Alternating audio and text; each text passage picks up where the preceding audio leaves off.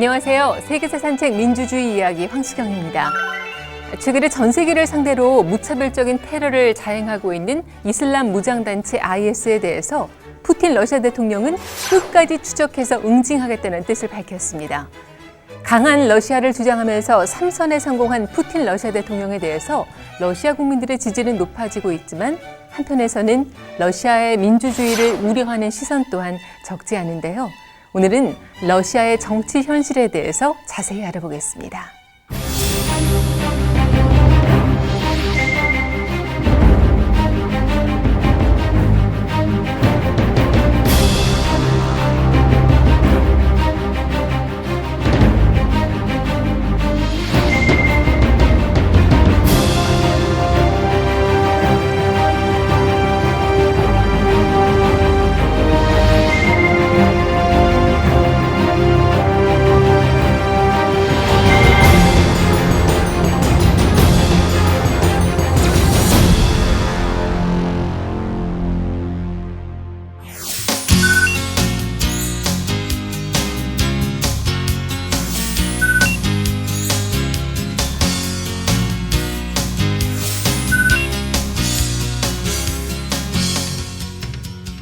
최근 그 테러에 대해서 강도 높은 그런 공습을 펼쳐가고 있는 푸틴 러시아 대통령에 대한 국민의 지지도가 상당히 더 높아지고 있는데 90%에 육박했다고 해요. 자, 먼저 러시아의 정부 형태가 어떤 모습인지 간단히 짚고 넘어가겠습니다. 예, 우리가 러시아연에서 이 방송에서도 몇 차례 했어요. 네. 그런데 이제 러시아 혁명의 결과로 태어난 소련의 정치 체제에 관해서 그게 실패로 돌아가긴 했지만 민중들의 자발성을 이렇게 최대한 끌어내려고 하는 그런 소비에트 제도의 장점에 대해서는 우리가 이제 한번 들은 적이 있는데 네. 그게 어쨌든 여러 가지로 실패하고 난 다음에 나타난 러시아는 과연 그 과거의 어떤 문제점을 어떻게 해결하고 있는가 이걸 좀 알아봐야 되는 그런 이제 시간인 것 같은데 솔직히 그렇게 크게 기대는 안 돼요. 뭐 지금 외형적으로 어쨌든 대통령제를 하고 있고요. 형식적으로는 이원 집정부제지만은 그런데 이 러시아라는 나라는 굉장히 방대한 국가예요. 지금도 뭐 그 연방 주체가 한 85개 이르는 그런 많은 주체를 띠고 있는 이제 연방 공화국인데 이런 나라에서 과거 뭐 이제 소련의 어떤 그 잘못된 점을 극복하고 나오겠다고 한 그 제도가 얼마나 지금 합리적으로 운영되고 있는지 좀 저도 상당히 궁금하고 그래서 선생님께 좀 자세하게 여쭤보려고 합니다. 그렇습니다. 지금 뭐 말씀하신 것처럼 이제 대통령의 권한이 막강한 그런 나라인데 사실은 19세기 초만 해도 황제가 이끄는 나라였잖아요. 그러니까 지금의 대통령제가 자리 잡기까지 그 과정이 참 순탄하지 않았던 걸로 알고 있어요. 예, 옳은 말씀이십니다. 사실 다른 유럽 국가들에 비해서 러시아의 의회 정치나 민주제도는 좀 뒤늦게 발전한 측면이 있습니다. 네. 1905년에 러일 전쟁이 발발을 했고 이로 말미암아서 이제 러시아 국민들의 삶이 굉장히 피폐해졌습니다. 네. 급기야 피해 일요일 사건이라고 하는 굉장히 비극적인 사건이 발생했죠. 이로 말미암아서 대규모 국민적인 저항 운동이 발생을 했고 이를 무마시키기 위해서 러시아에서 최초로 의회 정치가 도입이 됐습니다. 두마라고 불리웠던 의회가 도입이 된 거죠. 네. 하지만 러시아는 곧 혁명을 맞이합니다. 1917년 10월에 네. 바로 이후로는 이제 사회주의 체제로 변모하였기 때문에 우리가 오늘날 이야기하는 민주 체제를 운영해 볼 수 있는 경험이 없었습니다. 러시아에서 최초로 대통령제가 도입이 된 것은 당시 소련 시기였습니다. 아직 소련이 붕괴되기 직전이었던 1991년 2월에 당시 서기장이었던 고르바초프가 이 개혁 개방 정책을 적극적으로 추진하고 있었는데 이 개혁 개방 정책에 대해서 일부 보수파들이 굉장히 반발이 심했습니다. 네. 그래서 이 개혁의 동력을 확보하기 위한 측면에서 자신에게 권력을 좀 더 집중시킬 수 있는 대통령제를 최초로 도입하는 거죠.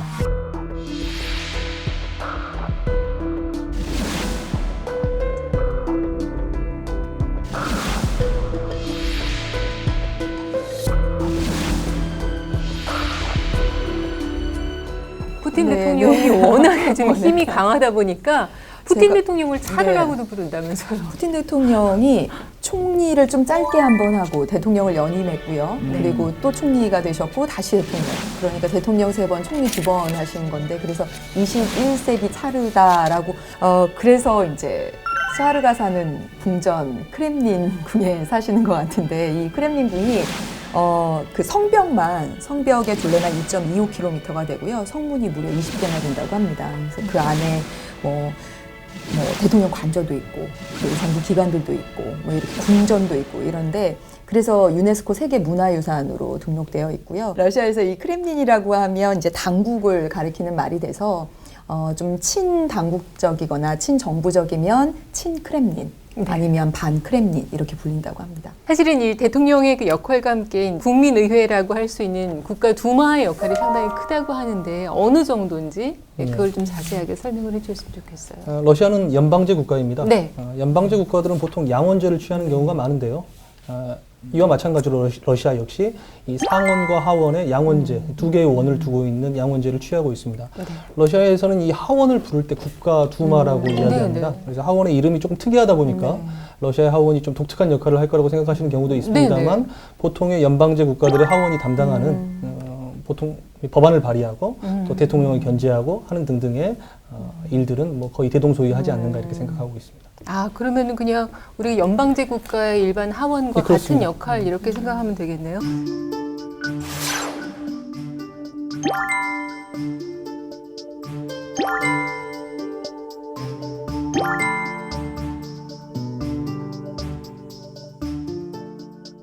사실 뭐 대통령의 권한이 뭐 엄청난 거에 대해서 지금 여러 차례 계속 언급을 하고 있는데 실제 정말 우리가 실감할 수 있도록 러시아 대통령의 권한은 이 정도다. 우리 교수님께서 좀 정리를 해주시면요.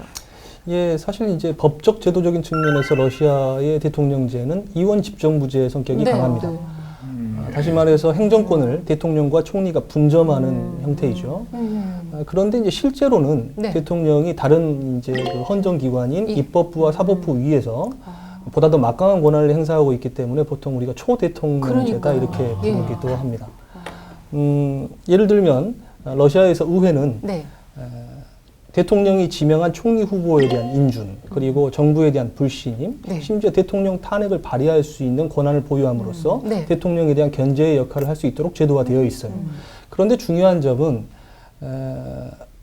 대통령이 지명한 총리에 대해서 세 차례 연속으로 비준을 거부했을 때는 네. 대통령이 즉각 의회를 해산하고 새로운 총선을 실시할 수 있도록 규정하고 있습니다. 아, 즉 의회 해산이 좀 용이한 편이죠. 반면에 대통령에 대한 탄핵 절차는 하원이 탄핵을 발의하고 헌법재판소가 그 타당성을 심의하고 상원의 승인 그리고 마지막으로 85개 연방주체 지역의회의 3분의 2의 승인까지를 요구하고 있기 때문에 절차가 굉장히 굉장히 복잡하죠. 실제적으로 의회가 못하게끔 해놨네요. 의회가 대통령을 견제하는 게 쉽지가 않습니다. 네. 더군다나 더 중요한 문제는 사실 러시아의 대통령은 사실상의 입법권을 행사합니다. 아. 대통령령을 발표하는 것을 통해 네, 이런 네. 역할을 수행하는데요. 예를 들자면 1990년대에 러시아의 정치 상황이 굉장히 혼란했습니다. 여소야대 상황에서 전국을 좀 이끌어가기가 쉽지 않았던 옐친 대통령이 의회 동의 없이 약 1,800여 개의 대통령령을 발표함으로써 전국을 주도했던 경험이 있는 거죠. 제가 볼 때는 이런 사례들이 바로 이 러시아식 초대통령제의 모습을 잘 보여주고 있지 않는가 하는 생각이 드네요.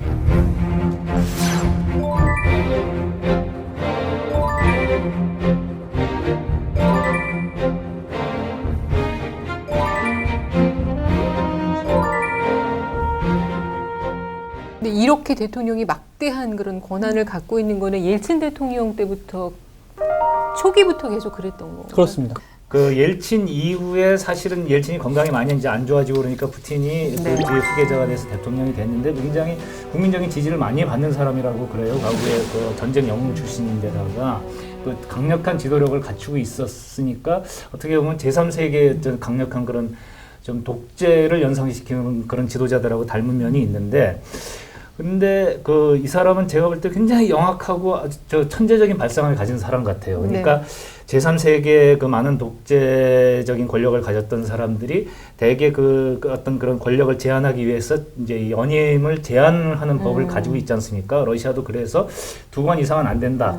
그렇게 해놨는데 이거를 푸틴 대통령은 아주 희한한 방법으로 이제 피해가면서 한 번, 2번을 연임을 한 다음에 3선을 뭐 개헌을 밀어붙여서 이렇게 강제적으로 하는 대신에 본인이 총리로 내려앉았다가 그러니까요. 그 자리에 메드베데프가 앉았고 다시 메드베데프의 임기가 끝났을 때 대통령이 출마해가지고 대통령이 이번에 현재 당선되는 아마 제3세계 사례를 많이 연구하고 이랬다가는 내가 이제 큰일 나겠다 싶어서 이런 걸 뭐 발명하지 않았을까 뭐 그런 생각이 들 정도로 좀 이제 특별한 그런 어떤 대통령제의 운영 방식을 가지고 있는 나라라고 볼 수 있겠습니다. 아까 말씀하셨던 것처럼 푸틴은 굉장히 인기가 많았죠.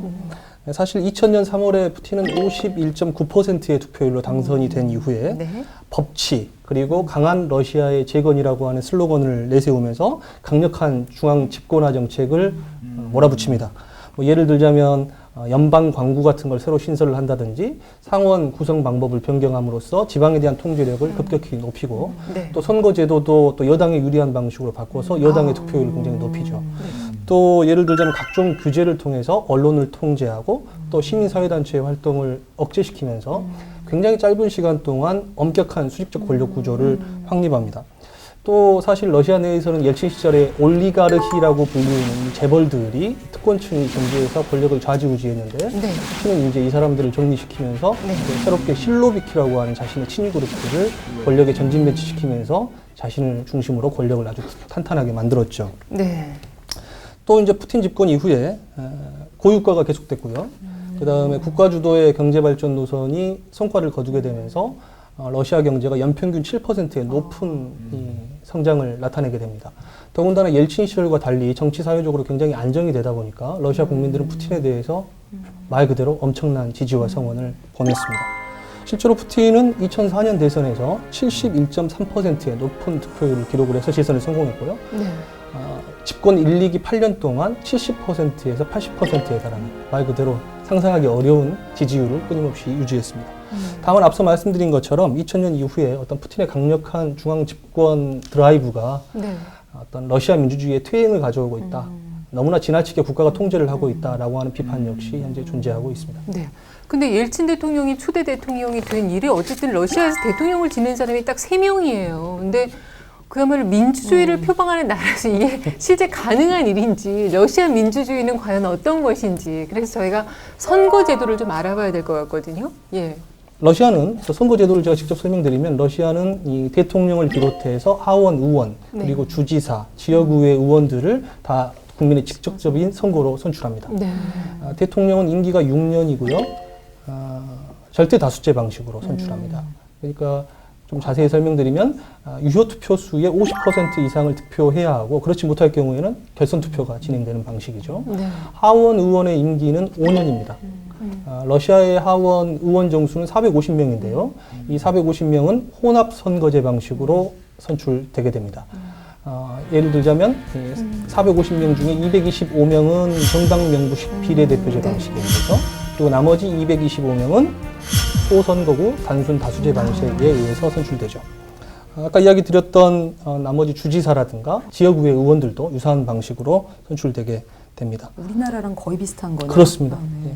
그런데 이제 우리가 여기서 짚어야 될 거는 러시아의 선거 제도가 굉장히 그동안에 빈번하게 바뀌어왔다는 거예요. 네, 네. 예를 들자면 뭐 하원, 의원, 대통령의 임기가 바뀌었고 또 정당의 창당이라든가 등록의 절차도 관련한 법도 바뀌었고 또 심지어 총선의 방식도 집권 세력 또는 여당에 유리한 방식으로 그동안 몇 차례 바뀌어왔습니다. 이렇게 빈번한 선거 제도의 변화는 네. 결국은 이제 민주 체제에서 굉장히 중요한 게 이 게임의 룰이거든요. 네. 선거 제도가 좀 안정적이어야 하는데 그렇죠. 빈번하게 바뀐다라고 하는 것은 그만큼 러시아의 어떤 정치 제도 자체가 낮은 제도화 수준에 머물러 있다라고 하는 것을 보여주는 사례가 아닐까 이렇게 생각합니다.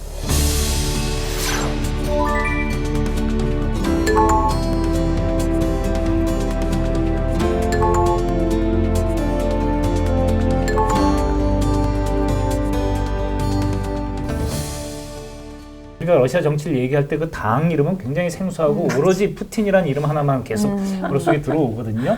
과연 러시아의 정당 제도는 지금 어떻습니까? 이 1990년대 옐친 대통령의 집권기에는 굉장히 많은 정당들이 네. 생겨나고 없어지는 부분을 반복했습니다.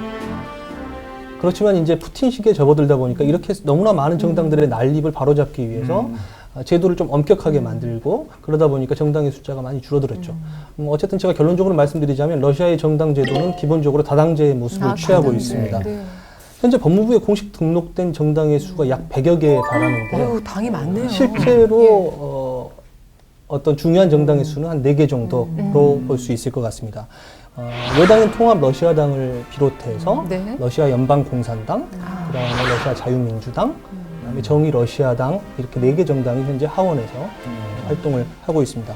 여당 통합 러시아는 이 중도 우파 정당으로서 보수주의, 중도주의, 뭐 실용주의, 그다음에 국가주도 경제발전 노선 같은 것을 추구를 하고 있고요.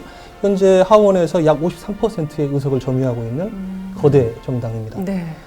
다음으로 이제 러시아 연방공산당은 소련 공산당의 후신입니다. 아. 후신이고 현재 통합 러시아당에 이어서 원내 제2당 지위를 확보하고 있고 야당으로서는 제1당 지위를 갖고 있습니다.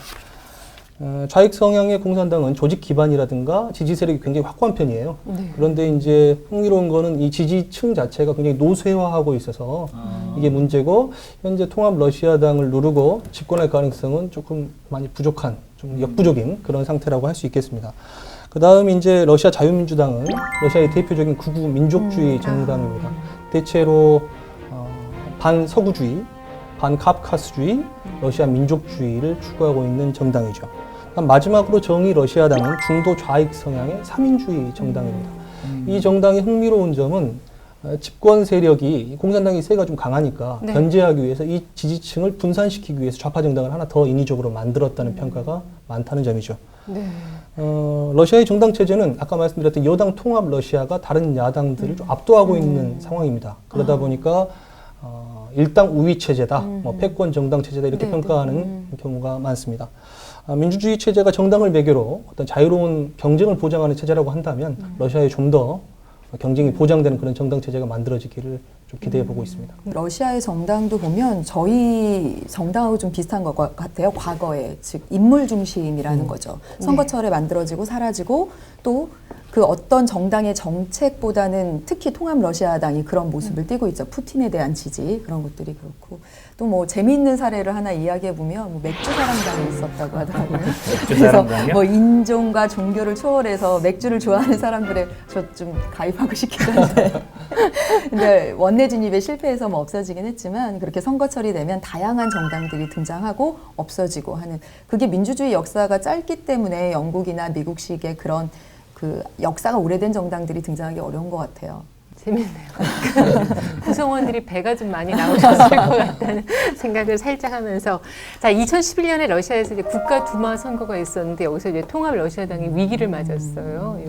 네. 그 선거에 대해서는 저도 그 보도를 통해 가지고 좀 관심 있게 봤던 것 같은데 그게 말하자면은 푸틴이 총리가 있던 시절에 이제 벌어진 총선인데 이게 왜 중요했냐면은 푸틴이 총리로 있으면서 대통령이 될 생각을 또 한번 이제 품었던 거죠. 그러니까 말하자면 이제 변형된 삼선을 하는 거 아닙니까? 그러니까 푸틴이 진짜 삼선을 할 수 있느냐의 어떤 이제 바로미터가 될 수 있는 그런 선거였고 실제로 또 푸틴이 이 당시 총리로 있으면서 통합 러시아당이 어떤 이제 그걸 이끌어가는 그런 입장에서 실제로 삼선을 또 선포했다고 그래요. 나 도전하겠다 대통령에. 그러니까 이 총선에서 반드시 이겨야 되는 거죠. 그런데 결과는 그렇게 안 좋게 나왔다고 하더라고요. 그러니까 과반에 못 미치는 49% 남짓의 그런 이제 득표율을 얻었기 때문에 이거는 그 이전에 2007년에 총선에서 70%에 육박하는 지지율을 얻었던 거에 비하면은 추락이죠. 그래서 역시 아무리 변형된 걸로 한다고 하더라도 삼선을 도전한다라는 거는 저항이 만만치 않을 수 있겠구나. 하지만 그래도 역시 나중에 푸틴은 우리가 알고 있듯이 실제로 삼선에 성공한단 말입니다. 혹시 뭐 이 과정에서 우리나라에서 있었던 4.4.5 개헌과 같은 이런 음모라든가 이런 그런 게 있지는 않았는지 당시 선거 과정과 이후의 정치 이 과정이 좀 궁금해지네요. 예. 말씀하셨던 것처럼 2011년 총선에서 여당인 통합 러시아는 49% 남짓의 득표율을 얻었습니다. 사실 이 득표율은 높은 득표율이죠. 근데 이제 우리가 보통 이게 굉장히 실패했다라고 하는 것은 또 아이러니입니다. 왜 그런 이제 아이러니가 발생했냐면 사실 그 직전 총선에서 통합 러시아당은 70%의 하원 의석을 가져갑니다. 단독으로 개헌을 확보할 수 있을 만큼 엄청난 지지를 받았고 의석을 가지고 있었던 거죠. 바로 이런 압도적인 의석 비율에 비교했을 때 2011년 총선이 실패했다 이렇게 평가할 수 있는 것입니다.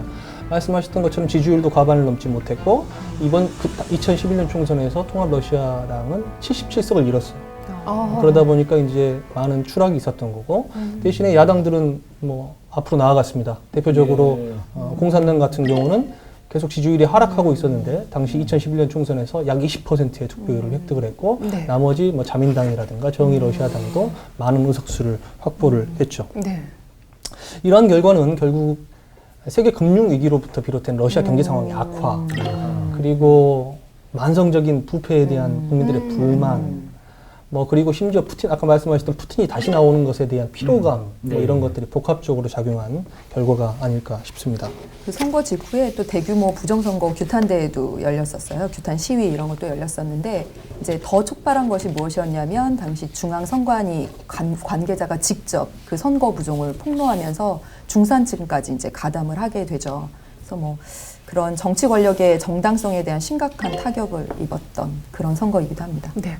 자, 그 대선의 결과를 조금 가늠해보고 예측해볼 수 있는 전초전이라고 할 수 있는 총선에서의 결과는 참 별로였는데 사실은 그 대선에서는 너무나 압승을 거두게 됐어요. 그 푸틴이. 그래서 제가 아까도 이제 선생님께 이거 혹시 뭐 부정선거, 뭐 4.4.5 같은 뭐 이런 게 있지 않았느냐 이렇게 이제 질문을 드렸던 건데 실제로 푸틴의 개인적인 인기가 워낙에 높았기 때문에 네. 푸틴이 뭐 당선될 거라는 걸 의심하는 사람들은 없었어요. 그렇지만은 러시아 이제 그 선거제도의 특성에 따라서 1차 투표에서는 아마 과반을 얻지 못할 거다. 2차 투표까지 가야 될 것 같다라는 예상이 지배적이었는데 실제로는 1차 투표에서 63.2%라는 압도적인 네. 그 득표율을 보이면서 당선됐단 말입니다. 이거는 푸틴의 개인적인 인기를 감안한다고 하더라도 이건 좀 지나친 거 아니냐, 뭐 이제 문제가 있던 거 아니냐라는 생각을 당시에 러시아 사람들도 했겠지만 저도 지금 하고 있습니다. 과연 어떻게 된 건지 선생님께서 보충 설명을 해주셨으면 좋겠습니다. 불과 한 3개월여 만에 분위기를 바꿔서 푸틴이 압도적인 승리를 거두었거든요. 네, 네. 그 이유는 과연 어디 있을까 궁금할 수밖에 네. 없습니다. 사실 저는 그 이유가 어떤 푸틴의 어떤 효과적인 이 대선 캠페인 전략 때문이 아니었을까 이렇게 생각이 됩니다. 사실 지적하셨던 것처럼 총선 이후에 분위기는 굉장히 안 좋았습니다. 그리고 선거가 끝난 이후에 푸틴의 지지자들 앞에서 눈물을 보였습니다. 그만큼 그 선거를 치르는 것 자체가 힘든 과정이었고 네. 그 압도적인 승리 자체가 본인에게 큰 감동이었던 것 같습니다. 물론 이제 일각에서는 그 눈물을 악어의 눈물이라고 이야기하기도 했지만 어쨌든 쉽지 않은 결과였고 제가 볼 때는 그 이유는 다른 게 아니라 선거 전략 때문이었다고 봅니다. 당시 러시아 유권자들은 총선에서 보여줬던 것처럼 당시 집권 세력에 대해서 상당한 비판 의식을 갖고 있었습니다. 더군다나 대규모 부정선거 규탄 시위가 발생하고 있는 상황에서 네. 이렇게 어려운 상황에서 푸틴은 굉장히 어떤 프레임의 변경이라고 하는 전격적인 변화를 가져오게 되는 거죠.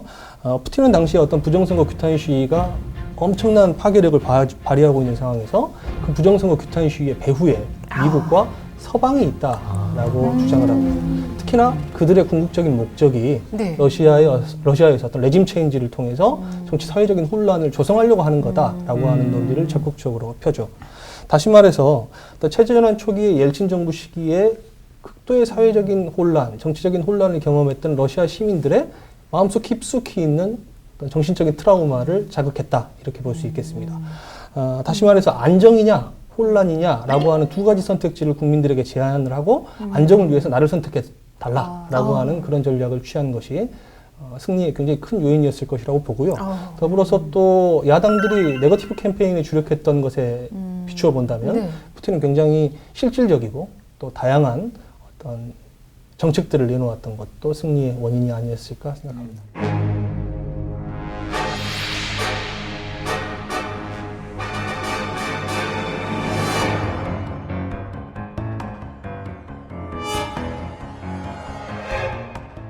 어떻습니까? 그러니까 민주주의가 좀 퇴행하고 있다, 또 위기다 이런 지적들은 상당히 많이 있잖아요. 교수님께서는 어떻게 생각하세요? 저 역시 러시아 민주주의가 전진하지 못하고 네. 퇴행하고 있다라는 주장에 대해서 기본적으로 동의합니다. 사실 2000년 푸틴 등장 이후에 러시아 정치 체제의 어떤 권위주의적인 경향성이 네. 굉장히 강해진 것도 분명한 사실이죠. 그럼에도 불구하고 저는 러시아 정치 체제를 너무나 쉽게 권위주의 체제로 규정한다든가 또 이를 너무나 희화화하는 것 자체에 대해서는 문제가 좀 있지 않느냐 네. 이런 생각이 듭니다.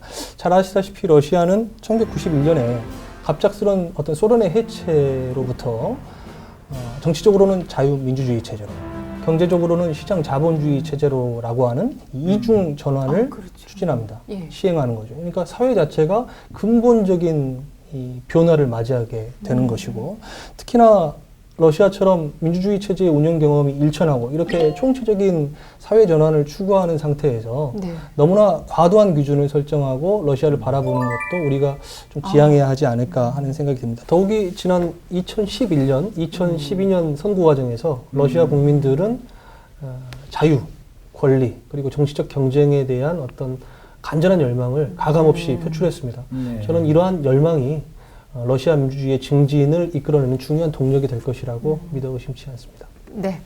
자, 오늘은 러시아의 선거와 정당 제도를 통해서 러시아 정치 체제의 현실에 대해서 좀 자세하게 짚어봤습니다. 푸틴의 장기 집권이 진행이 되면서 러시아의 민주주의가 후퇴하는 것이 아니냐 하는 우려의 시선도 분명히 있습니다만은 교수님께서 말씀하신 것처럼 이 자유 또 권리에 대한 러시아 국민들의 열망이 워낙에 크고 뜨겁기 때문에 아마 이 과도기를 넘어서서 러시아에 맞는 그런 민주주의를 정착시키고 발전시켜 나가지 않을까 기대해 봅니다. 자, 세계사 산책 민주주의 이야기 오늘은 여기서 인사드리겠습니다. 고맙습니다.